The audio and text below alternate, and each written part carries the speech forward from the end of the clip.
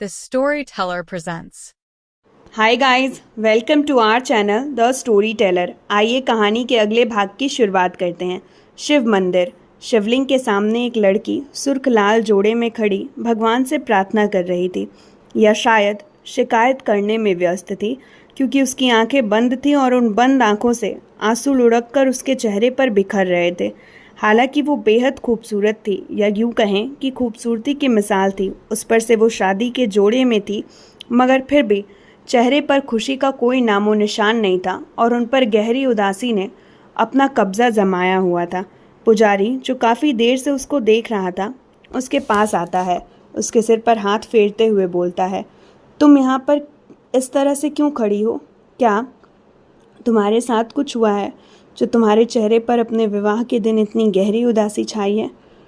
उसके स्पर्श को महसूस कर उसने अपनी आंखों को खोली और संभाल कर कहा, कुछ नहीं बाबा, सब ठीक है, मैं बस उनका इंतज़ार कर रही हूँ। वो जब आएंगे तो फिर सारी विधि पूरी हो जाएगी और कोई बात नहीं है। पुजारी ने मुस्कुरा कर कहा, तो इसमें रोने की क्या बात है? घबराओ मत, वो बस आता ही होगा। फिर वो वहाँ से चले गए और वो फीकी मुस्कान के साथ उनको जाते हुए देखने लगी। उन्होंने जाते जाते एक बार फिर उसके सिर पर हाथ रखा था। लड़की ने उनके जाने के बाद महादेव के आगे हाथ जोड़ा, फिर खाली आंखों से उनको देखने लगी, मानो आंखों ही आंखों से उनसे अपनी शिकायतें कर रही हो। जब उसे अपने पीछे किसी की कदमों की आहट महसूस हुई, दिल की धड़कन तेज़ हुई और मन घबराने लगा। शायद उसे महसूस हो गया कि उसके पीछे इस वक्त कौन होगा। उसने एक नज़र शिवलिंग पर डाली, फिर धीरे धीरे पीछे पलटी और उसने जो सोचा था वही हुआ। उसके सामने नितिन खड़ा था, जिसके हाथ में वो लाल डॉक्यूमेंट था। नितिन धीमे कदमों से उसके पास आया और कुछ कदमों की दूरी पर आकर रुक गया। वो लड़की भी नितिन के सामने आई और कुछ दूरी पर खड़ी होकर अपनी खाली आंखों से नितिन के हाथ में मौजूद उस लाल डॉक्यूमेंट की तरफ देखने लगी। नितिन की नज़रें जब उस लड़की पर गईं तो एक पल के लिए वो खुद भी हैरान हो गया, क्योंकि जिस हालत में उसने इस लड़की को देखा था, या जो पहली मुलाकात उन दोनों के दरमियान हुई थी, उसमें और आज में बहुत ही ज़्यादा अंतर था। हाँ, वो खूबसूरत थी, मगर आज वो हद से ज़्यादा खूबसूरत नज़र आ रही थी। उस पर से उसका लाल जोड़ा उसकी खूबसूरती को और बढ़ा रहा था। नितिन ने कुछ कहा नहीं तो उस लड़की ने ही पूछा, आपके बॉस कहाँ हैं? उसकी आवाज़ सुन अपने ख्यालों से बाहर आकर उसने कहा, बॉस यहाँ नहीं आ सकते। उन्होंने मैरिज सर्टिफिकेट पर साइन कर दिया है और कहा है कि आप भी साइन कर सीधे उनके मेंशन चलें। लड़की ने एक नज़र उसके ऊपर डाली, फिर उसके हाथ से डॉक्यूमेंट ले लिया। उसने जैसे ही डॉक्यूमेंट पर अपने साइन किए, एक बार फिर उसकी आंखों से आंसू लुढ़क कर उसके गालों पर आ गया। वो डॉक्यूमेंट बंद करने ही वाली थी कि उसकी नज़र रणविजय के सिग्नेचर पर गई, जिसे देखकर उसका मन खट्टा हो गया। उसने कुछ देर उसके सिग्नेचर को देखा और डॉक्यूमेंट बंद कर नितिन की तरफ बढ़ा दिया। नितिन ने उन डॉक्यूमेंट्स को लिया और फिर चलने का बोलकर मंदिर से बाहर आया। लड़की ने एक बार फिर महादेव की प्रतिमा के आगे हाथ जोड़ा और उसके बाद भारी कदमों से मंदिर से बाहर आई। वो जैसे ही रोड क्रॉस करने वाली थी, उसके सामने नितिन आ गया और अपनी कार वहीं उसके सामने खड़ी कर दी। लड़की ने सवालिया नज़रों से उसे देखा तो नितिन ने कहा, रूहानिका मैम, आप मेरे साथ चलिए, मैं आपको सीधे सर के मेंशन छोड़ दूंगा। वैसे भी उनका ऑर्डर है कि आपको सही सलामत उन तक लाया जाए। रूहानिका ने नितिन की तरफ देखा। उसकी आंखों में फिर आंसू आ गए थे, जो लगभग बाहर आने को तैयार थे। उसने उन्हें साफ किया, एक लंबी सांस ली और गाड़ी में आकर बैठ गई। नितिन शुरू से ही सब कुछ देख सकता था। उसकी आंखों से लगातार बह रहे आंसू उसकी नज़रों से छिपे नहीं थे, पर वो उसके लिए कुछ नहीं कर सकता था। उसके साथ जो भी हो रहा था, उसने उसको खुद चुना था और अब इस चीज़ पर अफसोस कर वो कुछ भी नहीं कर सकती थी। ना ही वो जता सकती थी कि शायद वो अपने फैसले पर रिग्रेट महसूस कर रही थी। नितिन ने अपनी कार आगे बढ़ा दी। रूहानिका ने अपना सिर सीट से लगा लिया और अपनी आंखों को बंद कर उसके दिमाग में हजारों बातों का तूफान चल रहा था। वो सोच रही थी कि आज का दिन उसे खुश होना चाहिए था। आखिर आज उसकी ज़िंदगी का सबसे अहम दिन था। वो देश के सबसे अमीर आदमी से शादी कर चुकी थी। वो इंसान कोई आम इंसान नहीं था। द ग्रेट रणविजय सिंह रावत था, जो अब उसका पति था। जिसके सपने लाखों लड़कियां देखती थीं, वो इंसान उसका था और उस पर सिर्फ रूहानिका का हक था। फिर भी उसके चेहरे पर खुशी नहीं थी। क्यों? इन ख्यालों से वापस उसकी आंखों में आंसू आ गए। एक बार फिर उसका पूरा चेहरा आंसुओं से भीग रहा था, मगर उसको इस बात का एहसास नहीं था, या शायद अब वो कुछ भी महसूस नहीं करना चाहती थी। लगभग 25 मिनट बाद गाड़ी मुंबई की हाई क्लास सोसाइटी के अंदर एंटर हुई। हर तरफ बॉडीगार्ड और हाई सिक्योरिटी लगी हुई थी। कुछ ही देर में गाड़ी एक बड़े से बंगले के सामने आकर रुकी। नितिन पहले खुद गाड़ी से बाहर आया, फिर उसने पीछे का दरवाज़ा खोल उसको बाहर बुलाया। रूहानिका ने खुद को शांत किया, अपना चेहरा साफ किया और आखिरकार बाहर आ ही गई। जैसा कि उसने सोसाइटी को पर नज़र डाली, उसका मुंह हैरानी से खुल चुका था। ये मुंबई की high class society Lord residency थी। यहाँ पर एक से बढ़कर एक अमीर लोग रहा करते थे। उसे इस बात का अंदाज़ा तो था, मगर फिर भी उसे हैरानी हो रही थी। नितिन ने जब उसे चारों तरफ देखता पाया तो उसके होठों पर एक मुस्कान थी। वो समझ सकता था कि किसी आम इंसान के लिए यहाँ कदम रखना मुश्किल नहीं, नामुमकिन था। रूहानिका खुद एक मिडिल क्लास फैमिली से बिलोंग करती थी। उसके लिए ऐसे हैरानी से सारी चीज़ों को देखना नॉर्मल है। 5 मिनट बाद नितिन ने कहा, अंदर चलें, बॉस हमारा वेट कर रहे होंगे।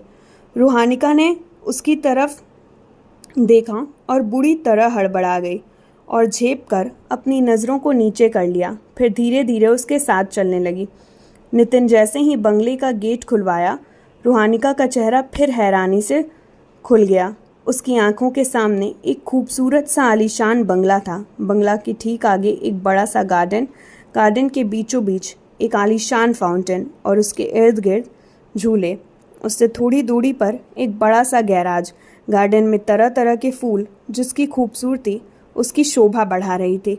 बागीचे के बीचों बीच बना रास्ता जो बंगले की दरवाजे की तरफ जाता था।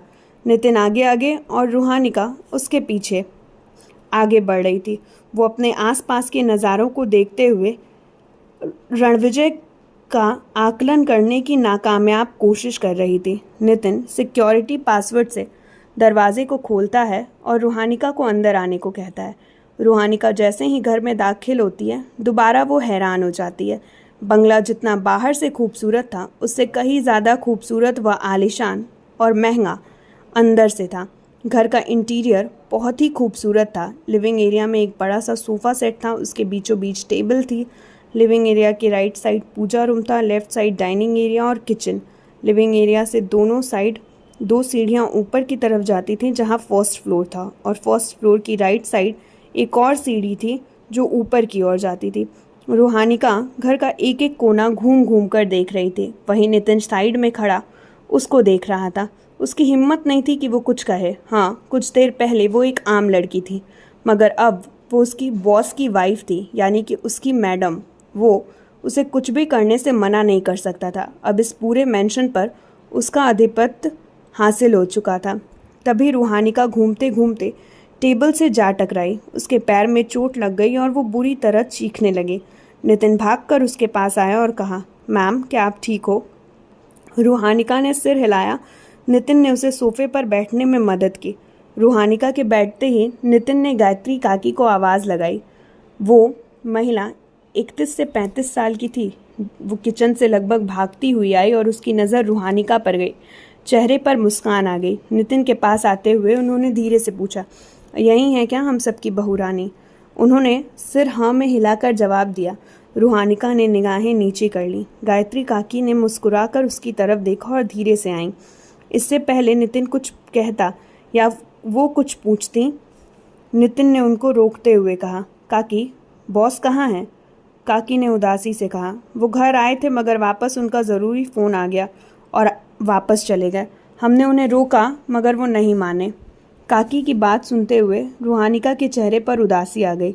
नितिन ने एक नज़र उसे देखा, फिर काकी की तरफ इशारा कर उससे बोला, मैडम की गायत्री काकी हैं। बॉस के खाने पीने रहने का सारा ध्यान यही रखती हैं। क्योंकि अब से आप यहीं रहेंगी, इसलिए आज से आपकी भी सभी ज़रूरतों का ध्यान यही रखेंगी। अगर आपको किसी चीज़ की ज़रूरत पड़े या कोई परेशानी हो तो आप इनसे कह सकती हैं। उसने बस उसे देखा और फिर खामोश रही। नितिन उसे वहाँ छोड़कर ऑफिस के लिए निकल गया। रणविजय वहीं था तो उसका वहाँ पहुँचना ज़्यादा ज़रूरी था। वैसे भी उसने उसके काम को अंजाम दे दिया था। नितिन के जाने के बाद रूहानिका को समझ नहीं आ रहा था वो क्या करे। हॉल में चारों तरफ देखते हुए वो समझने की कोशिश कर रही थी। उसने देखा घर में काफ़ी ज़्यादा सर्वेंट और स्टाफ मौजूद था जो घर की साफ सफाई में लगा हुआ था। वहीं गायत्री काकी सबको उनका काम समझा रही थी। 1 घंटे तक वो यूं ही बैठी अकेली लिविंग एरिया का आकलन करती रही। उसे अब घबराहट महसूस हो रही थी। उसने गायत्री काकी को आवाज़ लगाई और उनसे मुस्कुराकर उन्होंने उससे पूछा था, क्या उसको कोई काम है? रूहानिका ने धीरे से कहा था, क्या आप मुझे बता सकती हैं कि मेरा कमरा कहाँ है? एक्चुअली मुझे चेंज करना है, ये लहंगा बहुत भारी है। उसकी बात को समझकर उन्होंने कहा, हम समझ सकते हैं कि आपको थोड़ा अजीब लग रहा होगा, मगर आप बिल्कुल निश्चिंत रहिए। अब ये आपका घर है, आप जैसे चाहें जहाँ चाहें वैसे रह सकती हैं। हम सब आपसे सॉरी हम सभी को बात करने सॉरी हम सभी से बात करने के लिए आपको सोचने की ज़रूरत नहीं है। आप हमारी मालकिन हैं, बस आदेश दीजिए। रही बात आपके कमरे की, तो वो फर्स्ट फ्लोर पर आगे से तीसरा वाला है। रूहानिका बस मुस्कुराई और अपना लहंगा संभालते हुए वहाँ से सीढ़ियों की तरफ चली गई। आगे की कहानी अगले भाग में गाइस। इस बीच में पार्ट में बहुत सारी मिस्टेक हुई हैं, मगर प्लीज़ आप सब उसको नज़रअंदाज करिएगा और मुझे इसी तरह सपोर्ट करते रहिएगा। उम्मीद है कि आगे आपको शिकायत का मौका नहीं मिलेगा।